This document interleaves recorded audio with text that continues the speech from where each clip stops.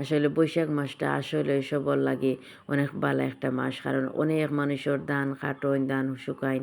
আর ইনো আসলে রইদা ছিল না 2 দিন, বৃষ্টির কারণে তারা ধান শুকাইতে পারছে না। আজকে না সবে ধান শুকায় আমরা বাড়িত। হ্যালো বিয়ার্স, আসসালামু আলাইকুম।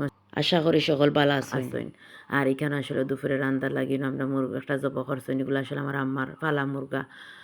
আর এটা অনেক দিন বাদে জব করছেন, প্রায় 2 কেজির মতো মাংস হয়েছে। আর মাংসটা আসলে খুবই শক্ত।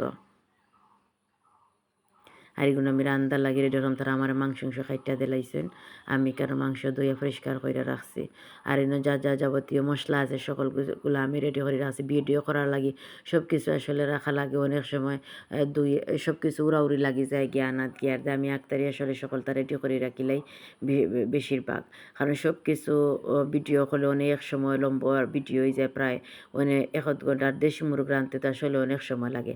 কিন্তু আমি ফাতিলোর মাঝে সয়াবিন তেল দিছি আর সামান্য মেথি দিয়া বাগার দিলাম। অনেকে আসলে পাঁচফোড়নটা ইউজ করেন, জিরা ইউজ করেন বাগারের মাঝে। আমি কিন্তু মেথি ইউজ করি।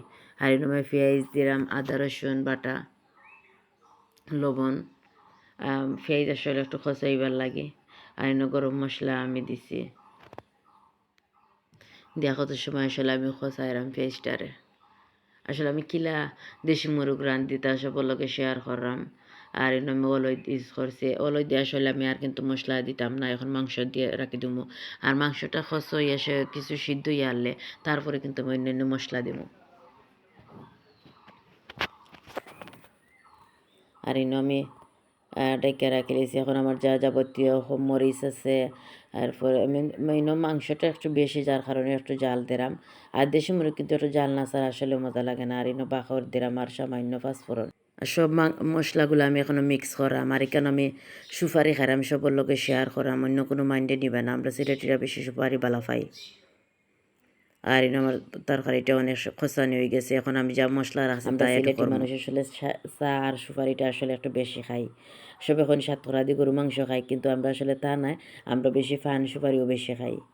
আর এখানে আসলে আমি লাখড়ি চূড়ার মাঝে আমার তরকারিটা আনি লিয়েছি, কারণ গ্যাসের চুলা একটা সমস্যা করে, যার কারণে। আর ওই মুরগটা রাঁধতেও প্রায় 1 ঘন্টা সময় লাগবে। তোরা অল্প আগুনে কেন রাখি লিয়েছি, তাপ আগুন কমাইয়া। আর গরু মাংস আর দেশি মুরগি যেটাও রানবা কম আগুন দিয়ে রানবা, যাতে সব মাংসটা সুন্দরভাবে সিদ্ধ অনেক সময় জ্বলি যায়, যার কারণে মজাটা ফ্লেভারটাও যায় কি।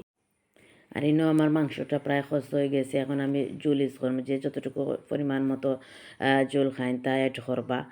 আর একটু আচার ইউজ করছি, কেন অফ ক্যামেরার বাজে আসলে আমি দেখাইতাম পারছি না, আমার একটু কারেন্টের সমস্যা করছে।